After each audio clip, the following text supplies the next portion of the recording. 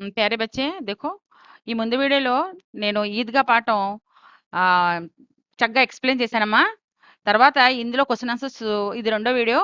ఇందులో question answers అది కూడా నేను ఎక్స్‌ప్లెయిన్ చేస్తున్నాను. వినండి బాగా. ముందు అది చూసి ఇది వినండి.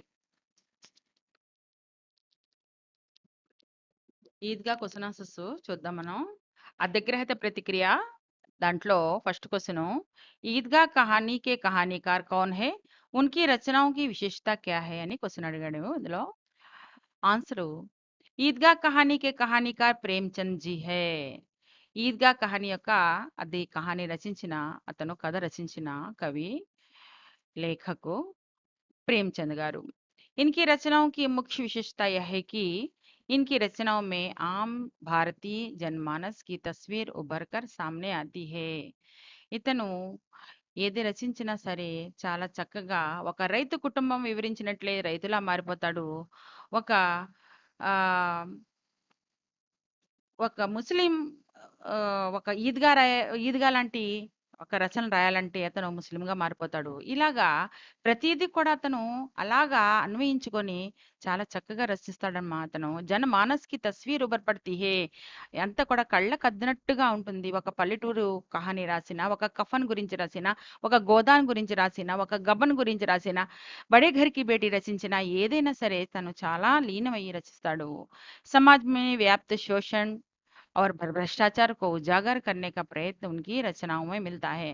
అతని రచనలో ఇక్కడ జమీందారీ వ్యవస్థ, రైతులు రైతులకి జమీందారీ మధ్యలో వాళ్ళ యొక్క భ్రష్టాచారం అంటే వాళ్ళు ఆ రైతుల్ని ఎంత అలా బాధపడుతున్నారో ఇవన్నీ కూడా ఒక దూరం చేయడానికి అతను చాలా ప్రయత్నాలు చేశాడమ్మా. इनकी रचनाएं सामाजिक कुरीतियों और रूढ़ियों पर आधारित रहती हैं. ఈ సమాజంలో ఉన్న కురీతి అంటే ఏంటి? చాలా నికృష్టమైన పనులు అంతా కూడా రూఢి అంటే హ్మ్, ఎన్నో కష్టం ఈ అరాచకాలన్నీ కూడా పాలద్రోలానికి ఇతను ప్రయత్నించాడమ్మా. समाज के मजदूर और किसान वर्ग की పీడిత్ అవస్థ కా హృదయస్పర్శి వర్ణన్ మిల్తా హై. ఈ సమాజంలో ఎంతో మంది శ్రామికులున్నారు. కిసాన్ అంటే రైతులున్నారు. వాళ్ళు ఎంతలాగా ఈ యొక్క జమీందారీ వ్యవస్థలో అణిగిపోతున్నారో అలాంటిది హృదయస్పర్శి అంటే కళ్ళకద్దినట్టుగా హృదయాన్ని హత్తుకున్నట్టుగా ఇతను ఏమి రచించినా సరే అలాగా రచిస్తాడనమాట.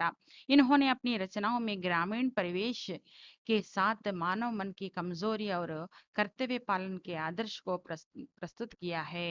ఇతను రచించడంలో చాలా మట్టుకు గ్రామీణపరమైన ప్రవేశ్ అంటే ఆ యొక్క పరివారంలో ఆ యొక్క కుటుంబాల గురించి అతను రచించాడు. వాళ్ళ యొక్క కమ్జోరీ అంటే వాళ్ళకి బలహీనత్వం ఏంటి, ఏమేం చేస్తే అది బయటకు వస్తుంది, అది పారద్రోలాలి అని చెప్పి అలాంటివన్నీ కూడా చేయడానికి అతను ఆదర్శంగా నించొని ఇదంతా కూడా రచించాడమ్మా. ఇస్కే చరిత్ర సజీవ్ లగ్తే హై. ఈయనకి ఏదే రచించినా సరే ఇతను సజీవంగా ఉన్నదున్నట్టుగా రచించిన దాంట్లో దిట్ట గాబట్టే ఇతనికి ఉపన్యాస సామ్రాట్ అనే బిరుదు కూడా లభించిందమ్మా. అర్ధగ్రహిత ప్రతిక్రియలో రెండో క్వశ్చన్ చూద్దామమ్మా. बालक प्रायः अलग-अलग स्वभाव के होते हैं. कहानी के आधार पर बताइए कि हामिद का स्वभाव कैसा है. మామూలుగా క్వెషన్ ఏంటంటే, పిల్లలు వేరే వేరే మనస్తత్వంతో ఉంటారు ఎక్కువగా చూసినట్లయితే. ఇక్కడ ఈ కథ పరంగా హామిద్ యొక్క స్వభావం ఎటువంటిది అని అడిగాడనమాట క్వెషను. ఒక్కొక్కసారి పిల్లలకి ఈ క్వెషన్ కూడా అర్థం అవ్వమ్మా. క్వెషన్ అర్థమైనట్లయితే మనం రాసుకోవచ్చు ఆన్సరు. ఆన్సర్ చూద్దాం. బాలక్ ప్రాయః అలగ్ అలగ్ స్వభావకే హోతే హై. పిల్లలు మామూలుగా వేరే వేరే స్వభావం కలిగిన వాళ్ళు ఉంటారు. कहानी के आधार पर बताया जाए तो హామిద్ కా స్వభావ్ దూసరే బాలకోన్ సే భిన్న హై. కథ పరంగా మనం చూసినట్లయితే హామిద్ యొక్క స్వభావం మిగతా పిల్లల కంట భిన్నంగా ఉంది. వహ ఏ కోమల్ స్వభావ్ కా బాలక్ హై. ఆ అబ్బాయి ఒక కోమలమైన స్వభావం కలిగిన ఒక బాలుడు. గరీబ్ హై కింతు నిరాశావాది నహీ హై. పేదవాడు కానీ నిరాశవాది అస్సలు లేదు. ఆ అబ్బాయి మనసులో నిరాశ లేనే లేదు. డబ్బులు లేనప్పటికీ, ఏమీ లేనప్పటికీ కూడా, కాళ్ళలో చెప్పులు లేనప్పటికీ కూడా, పేదవాడిని అయినా సరే నిరాశవాద అస్సలు లేదు అబ్బాయిలో. వాడు నిడర్ హై. భయం కూడా లేదు అబ్బాయిలో. వా దూసరోं के दुख दर्द को समझता है. అలాగే ఆ అబ్బాయి మనస్తత్వం ఎలాంటిదంటే, ఎదుటి వాళ్ళు ఎవరైనా బాధపడితే, ఆ యొక్క బాధ కూడా తెలుసుకుంటాడు. నిస్వార్థ స్వభావ్ కా హై. ఆ అబ్బాయి యొక్క మనసులో, హామిద్ మనసులో అసలు స్వార్థమే లేదు. నిస్వార్థమైన బాలుడు. वह एक त्यागी, వివేకశీల్ और సద్భావన సంయుక్త బాలక్ హై. అతను త్యాగి అంటే త్యాగమైన గుణం, వివేకవంతుడు, తెలివైనవాడు, సద్భావన సంయుక్త బాలక్ హై. మంచి భావన కలిగిన వాడు, సద్భావన అది కూడిన అబ్బాయి మంచి గుణాలు కలిగి ఉన్న బాలుడనమాట. ఉస్కే మన్ మే బడోं के प्रति आदर और सम्मान है. ఆ అబ్బాయి మనసులో పెద్దవాళ్ళంటే గౌరవం, ఆదరం, సమ్మానం ఇవన్నీ కూడా ఉన్నాయన్ను.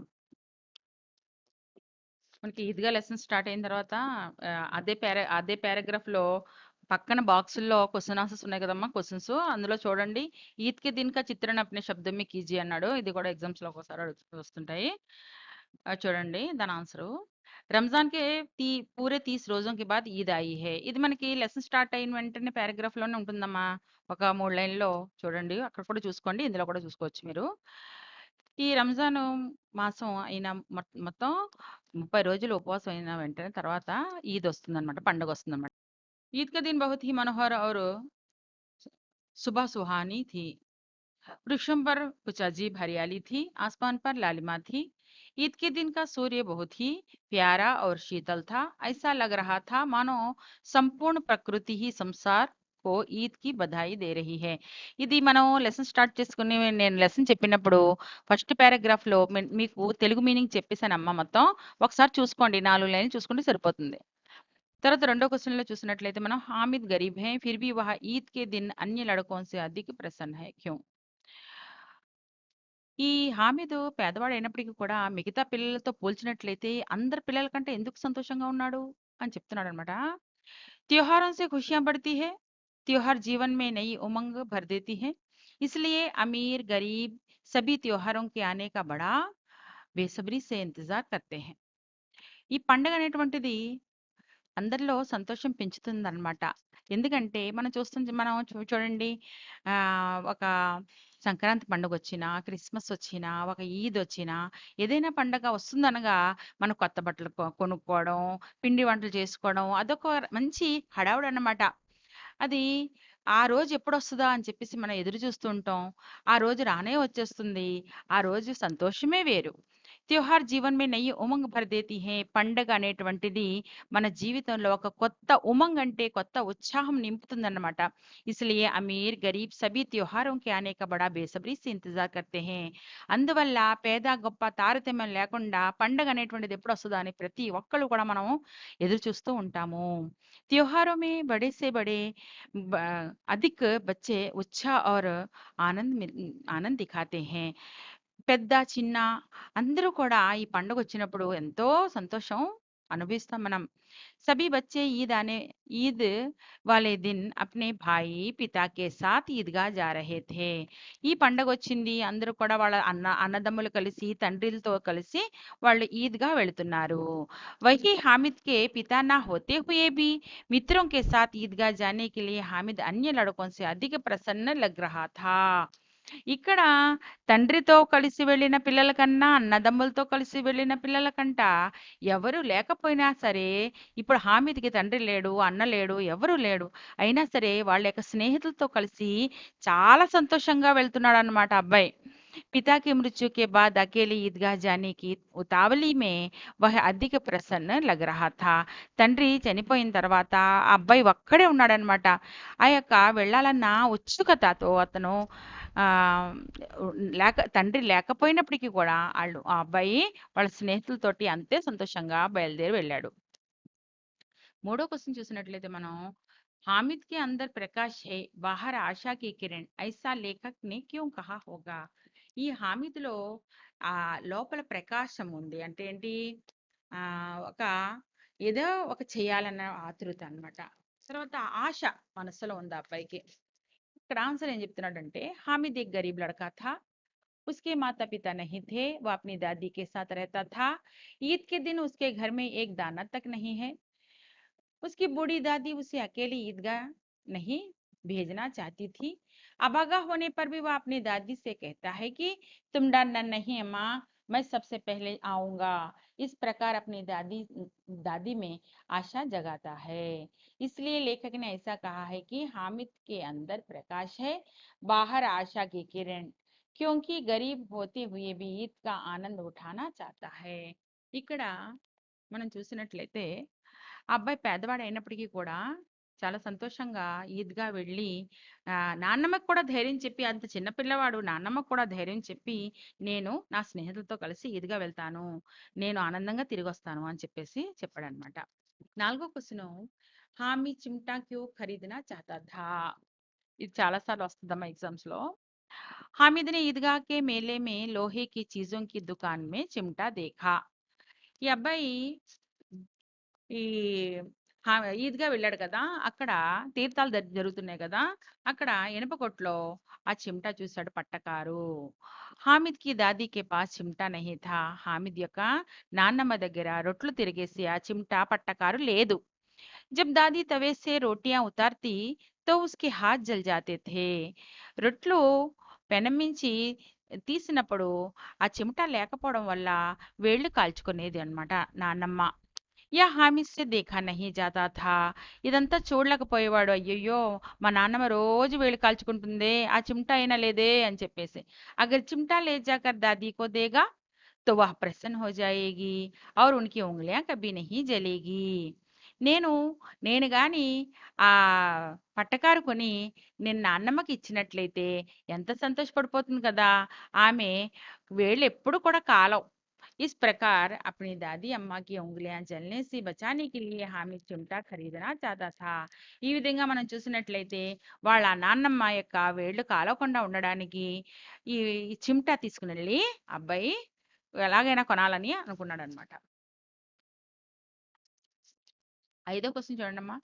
हामिद के हृदयस्पर्शी विचारों के प्रति दादी अम्मा की भावनाएं कैसी थी. ఈ యొక్క हामिद के हृदयस्पर्शी विचारों के प्रति दादी अम्मा की भावनाएं उदार थी. హామిద్ యొక్క మంచి ఆలోచనలు, హృదయ స్పర్శ అంటే హృదయాన్ని హత్తుకునేలాగా ఉన్న ఆలోచనలు ఇక దాది అమ్మ యొక్క భావనలు చాలా ఉదారంగా ఉన్నాయంట. పహలే తో వహ్ గుస్సే మే ఆతీ హై और थोड़ी देर बाद उसका सारा गुस्सा स्नेह में बदल जाता है.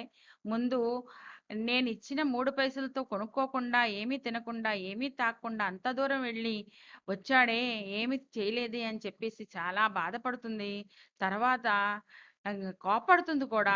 దాని తర్వాత ఆమె ఆ యొక్క కోపం ఆ స్నేహంగా మారిపోతుంది. తర్వాత वह सोचने लगती है कि बच्चों में कितना त्याग, कितना सद्भाव और कितना विवेक है. పిల్లల్లో ఎంత త్యాగం ఉంది, నా యొక్క మనవడిలో ఎంత త్యాగ గుణం ఉంది, ఎంత మంచి ఆలోచనలు ఉన్నాయి, ఎంత వివేకం ఉంది కదా.